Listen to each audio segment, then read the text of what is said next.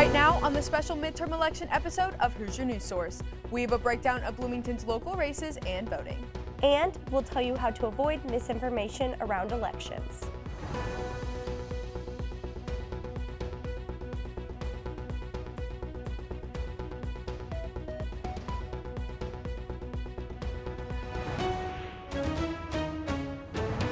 Hello and welcome to Hoosier News Source's midterm election special. I'm Emma Herway. And I'm Caroline Geib. Bloomington organizations are partnering with Uber this midterm election to offer free rides to the polls. The National Organization for Women Foundation, or NOW, granted its Monroe County chapter funds to make voting more accessible. With the help of local organizations, student groups, government officials, and Uber reps, voters can get a free round-trip Uber ride to their polling site. President of Monroe County NOW says transportation and connection to local issues are main barriers with student voters. She says it's an important election with high-stakes state races and hopes to put it on students' radars. Whether you're, 18 and you live in McNutt, or whether you're like 80 and you just don't, your car, or you don't have transportation to the polls, we encourage anyone to use this service. We're happy to provide it, and we just really want to see a great turnout in Monroe County. Competitive House races today include Secretary of State race between Destiny Wells and Diego Morale, House District 62 race, and Bloomington Sheriff race. With the Uber app, you can claim a free voucher by scanning the QR code or by visiting the website iu.bloomvotes.com. The site also has info on other races and candidates. A Georgia judge has extended the deadline for mail-in ballots to November 14th after over 1,000 people did not receive their ballots despite requesting them. The judge ordered that those affected will be able to vote in person by a replacement ballot or through a federal write-in absentee ballot. Polls in Georgia have shown close numbers in the Senate race between Democratic Senator Raphael Warnock or former football star Herschel Walker. While voting polls closed yesterday, this election still has an impact on IU students and faculty. Hoosier News Source reporter Chloe Ferguson went out to learn more. According to the U.S. Census, only 50% of people ages 18 to 24 voted in the 2020 presidential election. IU professor Don Lyon is using his access to college-age students to encourage voting among them. They have ideas, they have things that they want to accomplish, and they need to have a direct impact on who is going to provide that leadership at a state, local, and national level. A lot of college students, this is their first time being on their own, so I think the student debt crisis, health care, federal wage, and anything really relating to money, the market, and so on is important because it's our first time dealing with these issues. This year, there are many candidates running for local, state, and federal office.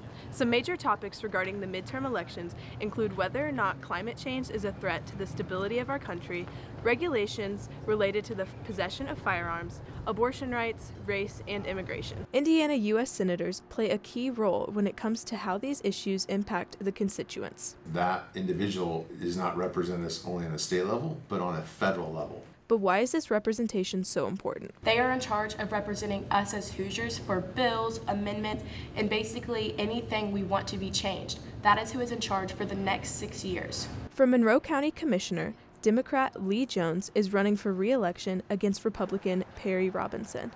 In the state of Indiana, Democratic candidate Thomas M. McDermott Jr., who is the current mayor of Hammond, Indiana, is running against our current senator, Republican Todd Young.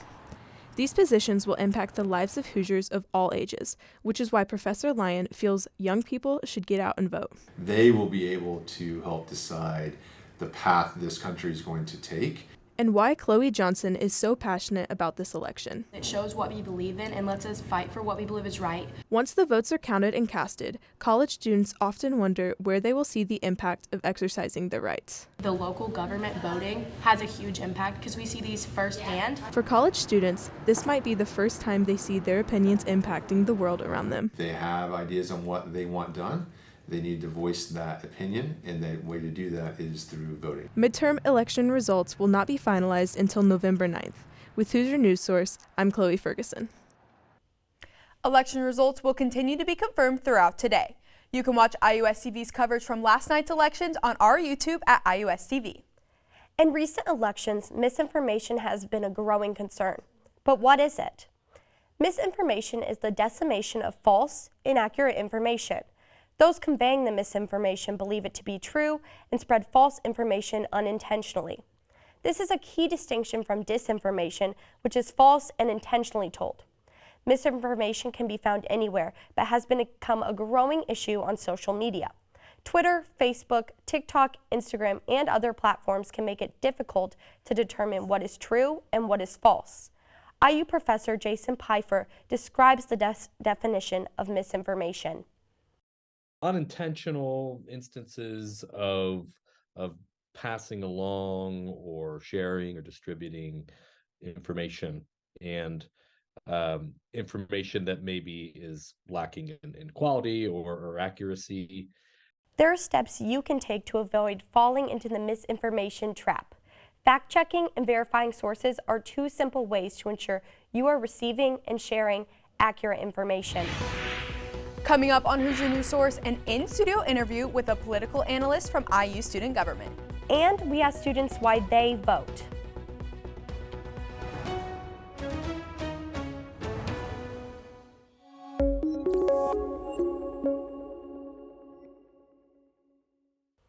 Welcome back. Anna Black now joins us in studio with the top issues on the ballot across the country. Anna? Thanks, guys. Economic issues were at the top of voters' minds, according to several polls conducted by organizations like CNN and Pew Research Institute. According to a CNN poll, 9 out of 10 voters said the economy was at least very important to their vote for Congress, but that Republicans found it more important to their vote than Democrats did. Pew Research found that 79% of voters found that the economy as very important to their vote. A rise in inflation and gas prices, along with growing concerns about a recession, likely contributed to these high numbers. Abortion was also a key issue to voters as they headed to the polls for the midterm. With the overturning of Roe v. Wade earlier this year, many voters were concerned about reproductive rights and access to abortion. CNN polls showed that at least 72% of voters found abortion at least very important. Pew Research found voter interest spiked from 43% to 56% of voters saying it would be important to their midterm vote. The last of the major 3 issues for midterm voters are crime and gun control. 65% of voters said that crime would be very important to their vote, according to a CBS News and YouGov poll in late October. A Gallup poll reported that interest in crime and gun control spiked after this summer with a wave of mass shootings, but those numbers have since gone down leading up to Tuesday night. That's what's going on around the country for this midterm election. Guys, back to you. Thanks, Anna. Last night, HNS reporter Olivia Oliver spoke with IUSG political analyst David Wolfe Bender before polls around the country began to close. Olivia? Thanks, guys, and thank you so much for joining us. Thank you for having me. Of course. So the big day is finally here. Which races do you think are crucial to keep an eye on, at least here locally? Sure. So locally, in Monroe County this year, we have a couple of elections that I think are really going to be pretty big. On the south side of Monroe County, also going over to Jackson County and Brown County, we have a State House District, State House District 62. That race is between a Monroe County Commissioner, Penny Gibbons, and a Republican opponent, Dave Hall. That's going to be a pretty big election. It's probably the best opportunity that the Democrats have here in Indiana to gain a seat in the House of Representatives. And then statewide, there's the Indiana Secretary of State election. That's a pretty important election between, 2 veteran candidates, one who is vehemently denied the results of the 2020 presidential election in Diego Morales, and he's up against a Democrat, Destiny Wells, who is in a pretty unexpected toss-up race. We heard analysts this past week saying that could be a big race. And then the last election here locally, there's a school board referendum, and that's going to be a pretty big issue for education locally. Drives a lot of conversation around how we should fund schools, and so that's going to be another race I'm looking at tonight. Right, and so what about national races? Which ones do you think are key to keep an eye on there? Sure. So there are a few races, I think, looking at the Senate. So, starting on the East Coast with Pennsylvania and Georgia, these are two. One of them is held by a Republican currently, one is held by a Democrat. I think, 2 months ago, I had a really firm prediction on who was going to be able to win both of those races. And I think 2 months ago, most people would have said the Democrat was looking really, really strong with Raphael Warnock and John Fetterman. But things have really changed over the last 2 months. And Dr. Oz in Pennsylvania and Herschel Walker have really risen in the polls. They've really found their stride on the campaign. And they could really come off with wins tonight, 2 big wins for the Republicans. And then on the West Coast, Arizona is an important race. Mark Kelly is up for re-election. He won in 2020 in Arizona. But Arizona is a really difficult landscape for a Democrat. And they are really in a rush to win Maricopa County, which makes up, I just actually sent out a tweet about this. Maricopa County makes up more than half of the state's population. So that's a pretty big election in Arizona. And then up in Nevada, just north. Another Democratic incumbent who 3 months ago, Democrats kind of took this race for granted. They didn't really think that this was going to be an issue with Senator Cortez Masto, but it might be for them tonight. And the Republican is gaining in the polls, and I think he actually probably has the slight edge tonight. Right. A lot of Republicans starting to look like it's shifting in their favor. Sure. Why do you think that is? It's a really good question. I think the polls that had the Democrats leading for so long really, I think, was an effect of the Dobbs Supreme Court case earlier this summer. And but that decision came out in June, and we're now in November. And I think, frankly, the memory of voters is really kind of trying to deteriorate. And what they're really looking at now is they look at their bank account, they look at their credit card statements at the end of the month, and they're seeing that they're spending more money on just basic goods. They're spending $4.20 for gas per gallon. And I think that's driving a lot of people's votes. A lot of the exit polling we're seeing tonight, and I don't put a ton of faith in exit polls when it comes to actual election results, but when it comes to issues, these are really important polls to look at. And abortion is ranking second on a lot of these polls. The economy and inflation is ranking number 1. And, President Biden has been in control for these last 2 years, and under his watch, we've seen prices rise. Whether or not that's his fault is for someone else to kind of opine on. But I think Democrats are really struggling because of that issue.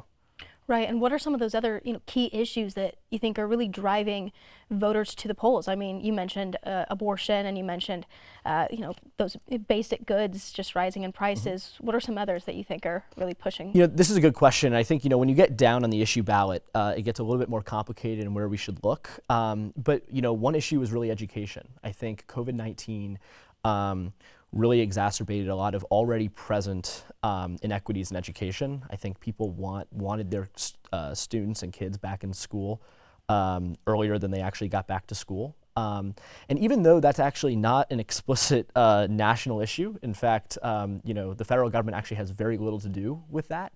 I think that that's having an effect on federal elections. I think that, people are kind of just are using this ideology that Democrats were the ones that closed down the schools and wanted to keep the mask mandates. And that's actually not necessarily true, but I think that's where a lot of the rhetoric went. And I think so education, I think, is having an effect in this election too. Right. And what issues are you seeing Democrats campaign on versus Republicans? What are they kind of basing their campaigns around, do you think? Yeah, this is a good question, and this is pretty difficult because we don't really have the best understanding of what necessarily they should have been attacking. But a lot of them really used former President Trump as the centerpiece of their campaign. Democrats are really good at running against issues instead of running for issues, and I think that this election was no exception, but 54% of people in the CNN exit poll that just came out a few minutes ago said that Donald Trump was not a factor in their vote today. So there's some evidence to suggest that maybe they should have focused on some more key issues heading down the issue ballot. And then I also think the Democrats were campaigning and trying to get elected off of the swarm of anti-abortion legislation that was passed all across the country, including here in Indiana. And I think for a period of time that was really, really working. And I actually do think it's going to work in certain areas of our state and certain areas of states around the country.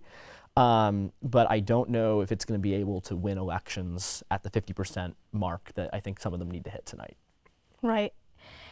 So you kind of, said, Republicans are, kind of pulling ahead a little bit, or at least that's what a lot of people are predicting. So if Republicans do gain control, how do you think that will affect Biden's presidency and his effectiveness in his administration? It's an important question for sure. And, I don't like to, get into too many predictions about what the Republicans will do because I'm so often wrong on what the Republicans will do. But I have no doubt in my mind that they'll jump on the first opportunity to impeach President Biden. I really do think that that's going to be something, I'm just looking at the candidates who are in line to get elected on the Republican side. If they end up getting into power, that could have serious effect on President Biden's agenda. And I think that, that could be something we see in the near future. Yeah, absolutely. That's a very real big, possibility here that, something like that happens and makes these midterms all that more important. And we've kind of seen a lot more attention falling on these midterms this year. Why do you think that is?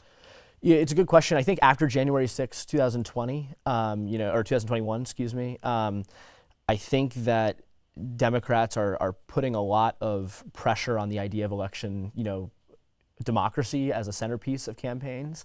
And I think this is probably why they brought President Trump into the conversation so much in their campaigns. And I think that's why we're getting a lot of attention on it. We're at a tipping point, I think, in a lot of areas of the country on what direction our government should go at all levels of government, from local all the way up to federal. And that's going to have an effect. So I think that, because we're at such a tipping point, and because there are so many retiring incumbents, and there are so many vulnerable incumbents this year. 2020 was special because there were two different special Senate elections, one in Arizona with Mark Kelly, one in Georgia with Raphael Warnock. They're both up for re-election tonight, and they have to campaign on these last 2 years of governance, which frankly, from an economic standpoint, were really, really difficult. So, I think that's part of the reason why we're seeing so much attention on this. Yeah, absolutely. And what are your real predictions for how this night turns out? What are you expecting to see in states like Pennsylvania and states like Georgia? Good question. I think in the House, I think that the Republicans are pretty solidified in their ability to retake the House. I think that the Democratic margin is already so small that I think the chances of the Republicans not taking back the House tonight are really, really small. I think the Republicans are pretty good in that respect. On the Senate side, I think there's a little bit more likelihood the Democrats could remain in power, but I still would bet on the Republicans if I was a betting man. I think that they have the edge in all the polling. I think they have the momentum, and I think that that's really working in their favor. I also think we'll see some ticket splitting tonight, which is in certain states, and I think that's something that we see a lot less of over the last decade. But looking in a state like Pennsylvania, Josh Shapiro, who's the Democratic nominee for governor, I think is really on his way to a big election victory tonight. But his, the Democratic candidate for Senate, John Fetterman, could lose tonight. I think it's very possible he loses tonight. And we could see almost anywhere from a 5 to 10 point gap between those two candidates. And that would be pretty big for political analysts all over the country who have said that ticket splitting is over. So those are really where my key predictions are tonight. Yeah, and what about voter turnout? What are we seeing there, and what are your predictions for the end of the night? How many people are going to end up coming out at the end of it? Yeah, so here in Indiana, I think we're not going to see turnout hit 2018 levels. Looking at the last midterm, and I think part of the reason why that is in 2018 we had a very competitive Senate election that ran statewide. We don't have that this year. I think Senator Young is really on his way to a big election victory tonight over Tom McDermott. So. We don't have what I think is an issue that's really driving people to the polls here in Indiana. Across the country, though, some of these elections are really, really big. Looking at Pennsylvania, if you live in Pennsylvania, I can't even imagine the ads that have been on your TV and splashed all over your computer over the last few weeks. And I think people are really driving out to the polls this year. In relation to 2018, I think in some of these key states, these key swing states, Pennsylvania, Georgia, even Florida, although that's not a swing state, I think we'll see higher voter turnout than in 2018. But I don't necessarily think that this time it's going to work in the Democrats' favor. Right. And we haven't seen, like you said, as much of a voter turnout, here in Indiana. But we talked about, local elections around here. Why do you think it's so important for people to get out and go to those local elections? This is really, really important because people, especially, people my age, students, we live in a city of 80,000 people, and 40,000 of them are students here at Indiana University. And the median voting age here in Monroe County is embarrassingly high for how young our population really is. If we as students turned out to vote, our government at a local level would look a lot more like us, and our city and our county would look a lot more like the way we want it to look. And so, here at a local level, I think it's important because the issues that most tangibly affect people, how much they have to spend on housing, how much they have to spend on utilities, gas taxes, most of those issues are decided at a local and state level. And if people don't go out and vote in these local elections, then we're not really voicing an opinion on those issues. Same thing with here in Monroe County, we have the school board referendum. This is a really important issue. If we want Monroe County schools to stay at the competitiveness that they have been for the last few decades, we need to fund our schools better. And so we have to go out and support the referendum. These issues will tangibly affect voters here in Monroe County, here in our region, the South Central region, and throughout the state. Yeah. And is there anything else that you think is important for people to know about tonight, about the elections, going forward, about results, anything else that you think, people at home need to keep aware of? Sure. I think that people should be hesitant when results come in. I think we won't see the mirage that we saw in 2020 in terms of how, significant a mirage that we saw there in terms of voting results coming in initially that may have been same day. But then mail-in votes got counted after. I don't think it's going to be that significant this time around, but there are a lot more mail-in ballots in 2022 than there were in 2018. In states, especially on the West Coast, where mail-in balloting has really been a standard practice for so many years, I would caution people when they go on the New York Times website or when they're on Twitter and they're scrolling through looking at election results, just remember that it takes time to count these votes, and it's not over until all the votes are counted. And the only people who can properly call election results are the election officials in the state, not anyone who has a Twitter account. So I would just be mindful of that throughout the night. Right. And speaking of these mail-in ballots, lawsuits have already come up in states.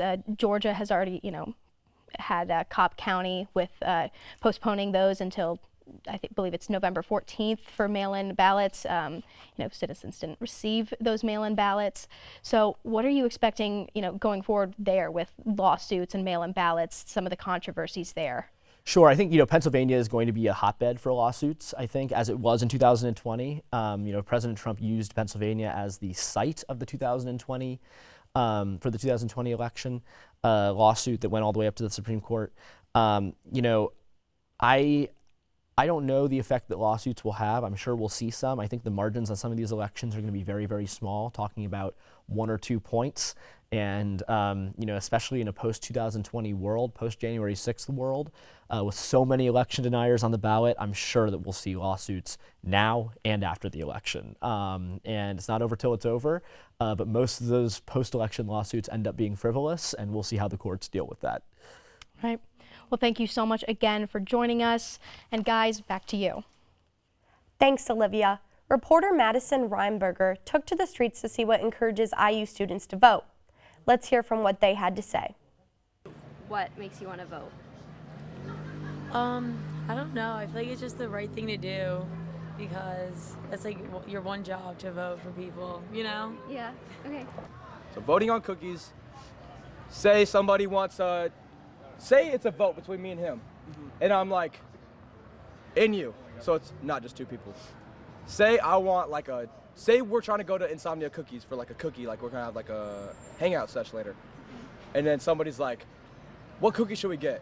You need to vote on what cookies to get. Yeah. Because obviously we can't, technically we could each get our own. It'd be a waste of time. It'd be a waste of time. So I'd be like, maybe I want. Maybe we're on a time limit. Maybe exactly. It's not a waste of time.